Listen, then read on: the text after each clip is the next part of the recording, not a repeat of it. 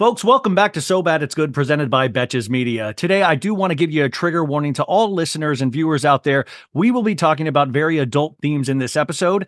I was able to watch 4 parts of a new ID Discovery docuseries that comes out this week about child actors, kid television, mainly Nickelodeon, and the adults that are around these children in a working environment. Toxic work environments are not just for adults.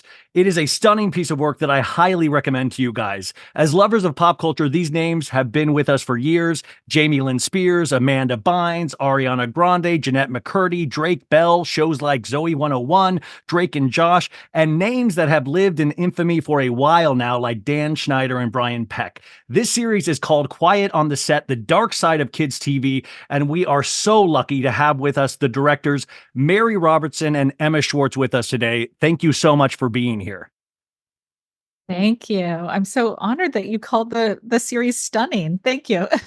Well, I mean, listen, I watched all 4 parts at once, and it really does present this stunning portrayal of a reality that a lot of children, when they're watching these shows that they grow up on, have no idea about the toxicity behind the scenes. And as adults, these stories are coming out more and more, and you guys present a voice and an image for those stories. And for that, it is stunning. Oh, well, we appreciate that. Thank you. I don't know if you're a parent, but we're both parents. And certainly, we couldn't have made this series were it not for kids television, because we often put our kids in front of the television in order to do the work of Yeah. series about kids television.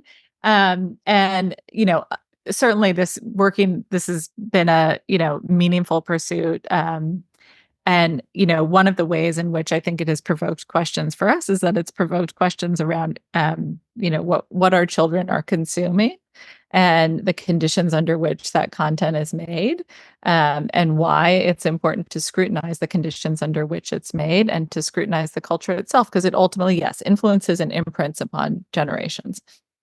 It really does. I was wondering, is that what drew you to this? I mean, who had this initial idea of let's focus our lens on this? Because you guys have both been involved in such great pieces of work in your past. Mary, I mean, framing Britney Spears and controlling Britney Spears, like kicked the Free Britney move into like hyperdrive. Emma Schwartz, I mean, an amazing Elon Musk's Crash Course, which I absolutely loved. What made you want to put your focus on this story? Was it just the fact that your parents? It wasn't just the fact that we were a contributor. Yeah.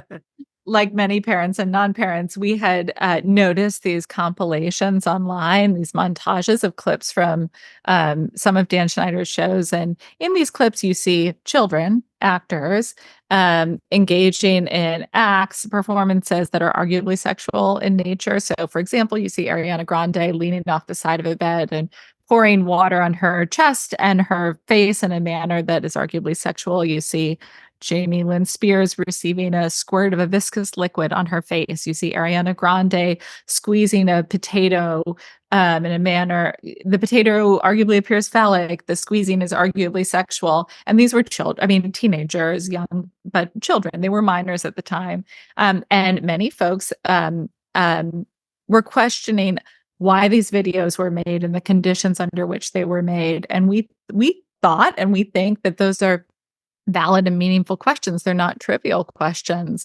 They're questions that help us understand what was really happening behind the scenes. And they're questions whose answers, I think, influence our understanding of what shaped generations. At that time, in addition to the videos, Jeanette McCurdy had also published her memoir, which was contributing to this sense of momentum and curiosity. And we also read an article by Kate Taylor in Business Insider that also advanced the understanding around what might be happening behind the scenes on Schneider's sets. And we set out to see who would talk to us in essence, and very quickly came to realize that we were in the midst of a moment, right? And you search for these moments as journalists and filmmakers. And at this particular moment, it felt as though a door was opening into a formerly dark room and light was being cast inside. Yeah, as we began reaching out to people, many people would write back, "I'm so glad that you are, taking this on. This is so important." And I began to realize that there were so many people who had been holding so many dark secrets inside of them for so long.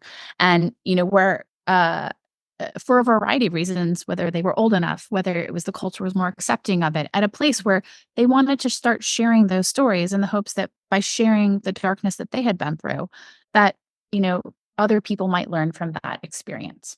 Yeah, I mean, you do at the end of the 4 parts, you do sense that this is a healing thing for the people that participated in this. I read the Jeanette McCurdy book, and we are to assume that she references Dan Schneider as the creator in that book. And you have such a great entrance point in this docuseries in the first episode.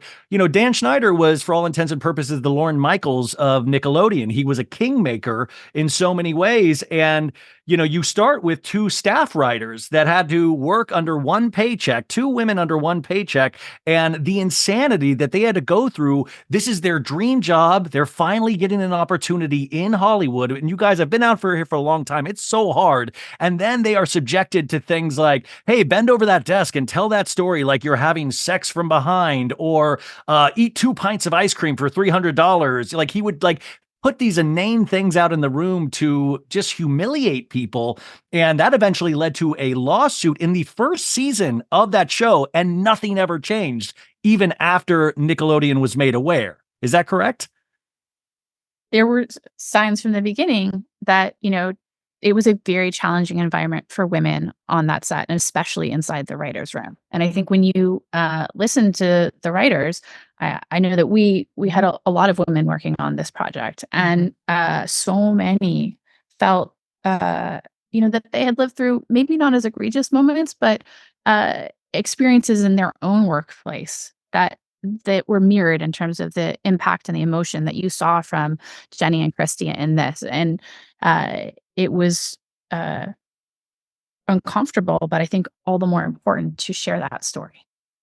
And that's where you guys start. And then it gets into the culture of all that, which was like the SNL sketch show for kids, and the kids actors working on that. And then we kind of get thrown into hyperdrive once he discovers Amanda Bynes. And the Amanda Bynes takes us through that into the CW show with Jenny Garth, and, him stepping in with Amanda Bynes' parents, which is kind of focused on a little bit. And then he is pulled away from Amanda Bynes. But I will say, just in terms of children actors, we see this story like rinse and repeat again and again, how, Amanda Bynes now, we see where she's at. I mean, I woke up to a story today from young child actor Jake Lloyd, who was Anakin Skywalker on Star Wars. His mom did an interview today that he is still in a mental health facility for this entire past year, which I found fascinating after watching this docuseries yesterday. The one, though, that is the most stunning out of this 4-part docuseries is Drake Bell's admissions that he was sexually abused by Brian Peck, who he met on the set of these shows. Could you take us through how you were able to get such a brave admission out of him? Like, why did he trust you guys to reveal this information for the first time? Really is the first time that he's sharing this story. Look, as we began reaching out to people, I think one of the questions that was really striking was when I came to understand that in a very short period of time, there had been 2 individuals arrested on charges with child sex abuse, Jason Handy and Brian Peck, in 2003. Both were working on the same show of All That, which was really sort of a searing moment for those child actors on those shows. These men sort of disappear. Mm-hmm. And the details at the time are somewhat murky. And as we began digging into that, you begin to hear whispers of sort of, who it was or what happened. And, not all of those whispers are necessarily true, but we got to a point where we were pretty sure that Drake Bell was the victim in Brian Peck's case. But, the court records had been sealed for decades at that point. And he had not publicly spoken about it. And look, anyone who's a survivor of child sex abuse, any kind of abuse, really, you never know what their comfort is in sharing, whether even reaching out could be re-traumatizing. Mm-hmm. And so we were very careful and tried to think carefully about how to reach out. And at one point, I wrote a letter, and that began a conversation, a back and forth over many months. And, eventually he agreed to share his story. He was at a point, I think, in his life where he was trying to to grapple with and heal from the trauma from 20 plus years ago that he hadn't fully processed, really, and has been on that journey to heal himself. And it's not a linear journey. There's good days and there's bad days, but I think we sat down and watched the piece together, and I think since the announcement, he's ultimately felt like there had been a bit of a weight lifted from him, that he's been carrying this dark secret, and if you're somebody in the public, how do you heal without walking through that, even as difficult as it is?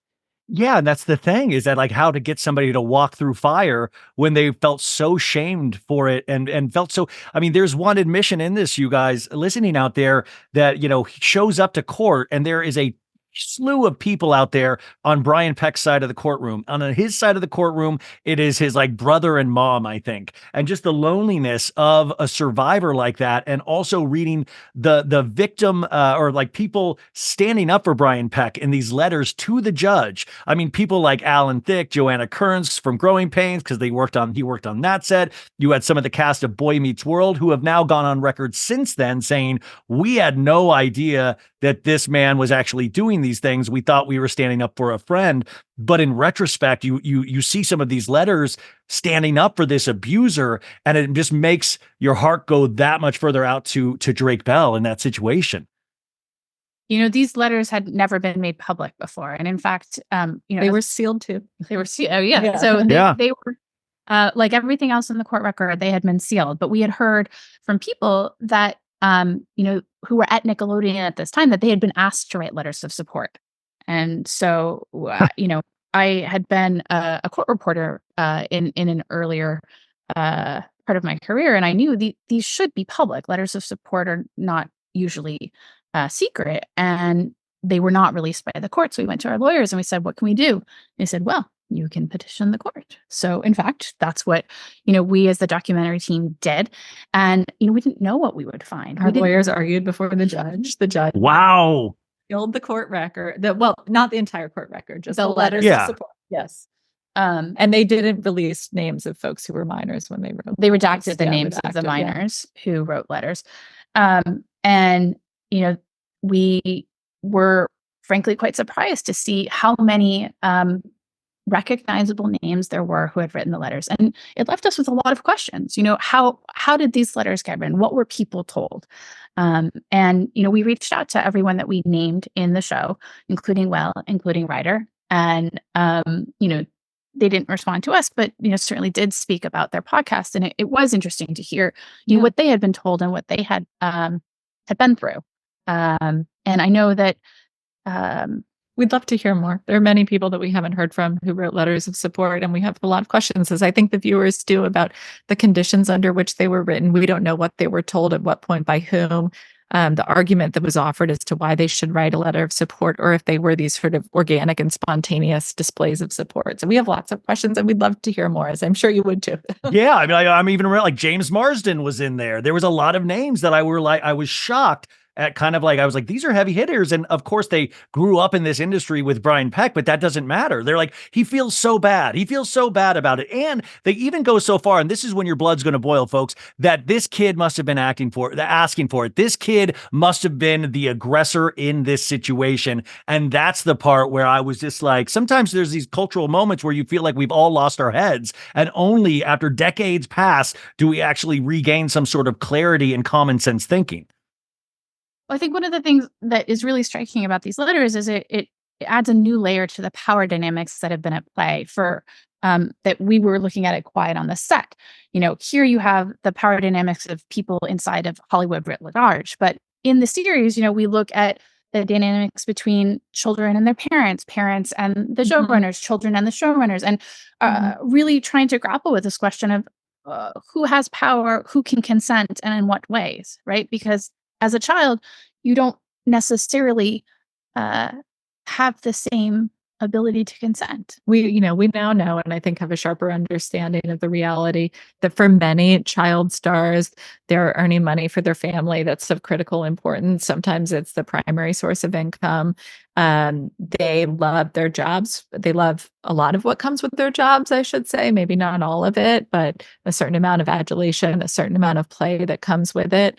They don't want to lose their jobs. Their family doesn't want them to lose their jobs. So that certainly creates a situation, a dynamic where they're not necessarily empowered to be able to say, I feel uncomfortable having that peanut butter applied to my body and having those dogs lick that off. Oh my gosh, that poor kid. Yeah, and his mom was in the docuseries as well, talking about, I mean, yeah, that is like, guys, and just we're talking to some of the bigger moments of this, but it's so heavily researched. It has parents, it has kids. I mean, like all, people that worked on the show. So it is really a deep dive into all of these shows. But the Drake piece of it is the one I think that's going to stand out the most and going to get the most eyes on this, which is so good because all 4 hours of this deserve to be watched. But speaking of the parents, I keep going back to Drake Bell's father.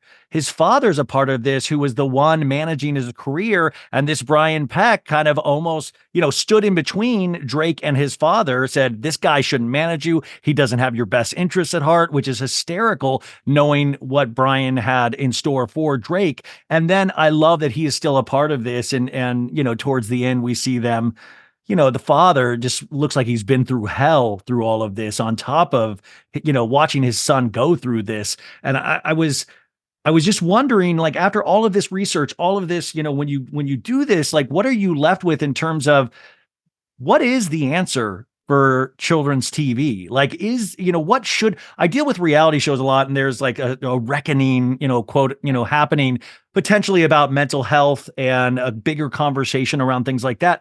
Should children's TV exist? Well, I will say that in the course of making this, I had dinner with one of our sources, and over the course of the meal, they asked us, will you have child actors in your recreations? And at that moment, we looked at each other and we knew that there was no way we would have child actors in our recreations. And it's not because we feared that they would be exposed to an abuser, but because we had become aware of the problematic power dynamics, and that, there is a risk of creating situations at which kids don't feel empowered or have agency, and that the existence in those situations can have long-lasting impacts. It also didn't feel necessary. I like what we did with a bunch of backpacks and pencils on the table. So. Yeah, I mean, it was just as effective. And old clips of the show is all you needed. Old clips of the show, it's all that you need. So, listen, I think that we have, as a culture, made great advancements in terms of workplace conditions generally and workplace conditions within the entertainment industry. But, I ask you, do you think we have a ways to go? I do. I mean, there's a long way to go. And the thing is, like, we're seeing things like this. We're watching Amanda Bynes. We're reading Jeanette McCurdy's book. And it's like the answers are all there.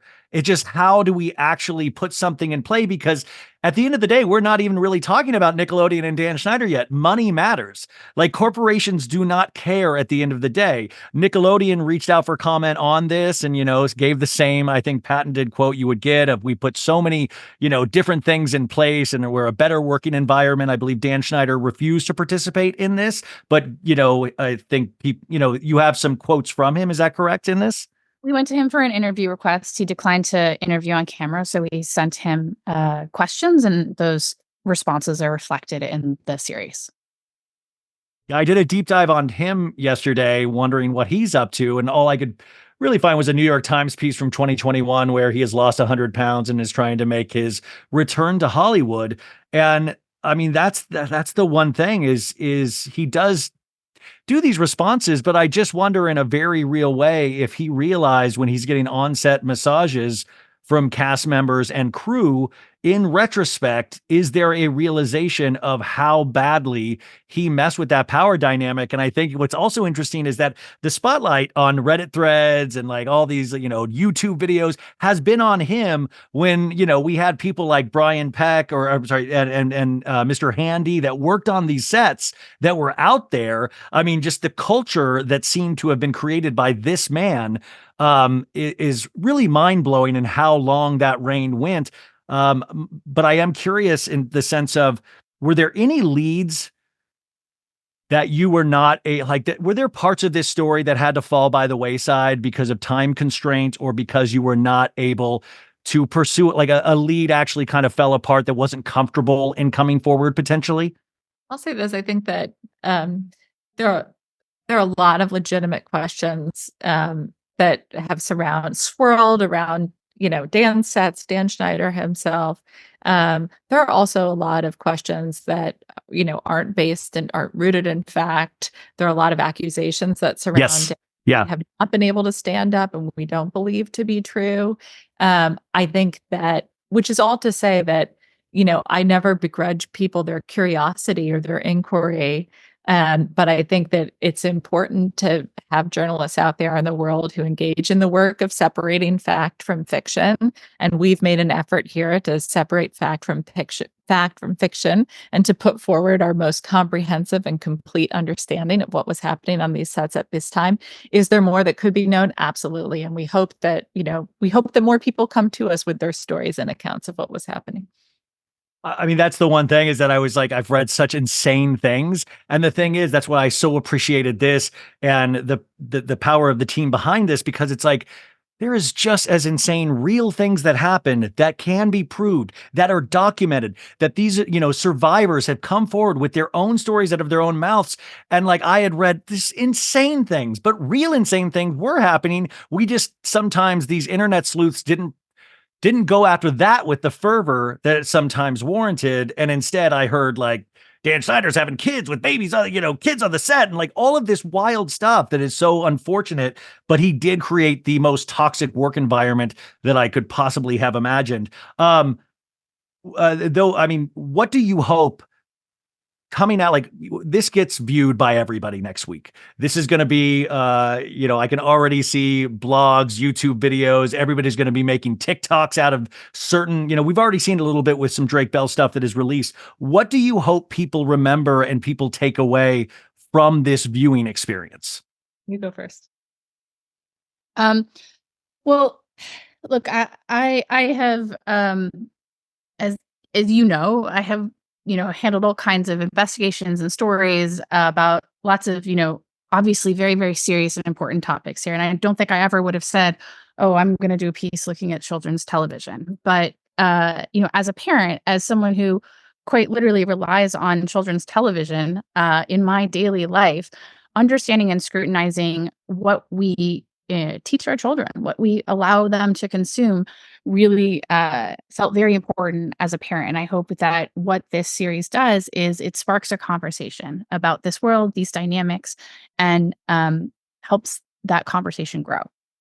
I would say two things. I think it's meaningful to strive to create work environments in which agency is distributed, power is distributed, and those in all sort of positions feel as though they can be heard. And then I also, like Emma, believe it is deeply, profoundly important to look at the culture, what we now often call content, but look at the culture that we are creating and interrogate the conditions under which it was made, because it will influence generations. It inspires and creates their sense of normal. Yeah, I was just, I really appreciate things like this. You put it brilliantly, separating fact from fiction earlier. And, we're in the middle of a world where we don't know where Kate Middleton is. Everybody's sleuthing on that, which, by the way, please make a documentary on that. I need somebody to trust about you guys seem to be the perfect people. But it is interesting is that like your actual, your Emmy award winning, professionals that do this, that actually chase down leads. And, even, listening to Dan Schneider in this, talking to somebody for an interview where like, I just want to make sure the thing that I do next is going to be better than the thing I did before. And watching where we're going as a society in terms of news and bite-sized news, is it harder and harder for you to be able to tell long form stories that actually break down the truth in a bite-sized culture like TikTok? Is that frustrating for you, or are you loving that you get to tell these stories in the long form manner in which these are presented? We have amazing partners at ID who believe deeply in this form. And believe that, I think we share the belief that this form can engage an enormous audience, and through that engagement have enormous impact. Okay. So yeah, I mean that's the thing is that I just watched this and I was like, I can't wait for the next thing that you guys do. Is that already in like this? Like, is that, I mean, are you already signed up for a thing with ID immediately after this? Are you allowed to even speak about what might be on your brains next? We love working with ID and hope that we can work with them for a long time to come. And listen, we think that there's a lot more, that can be said about this story. So we do. If you have stories, if you worked on these sets, if you're close to these experiences and want to share more, we'd love to hear.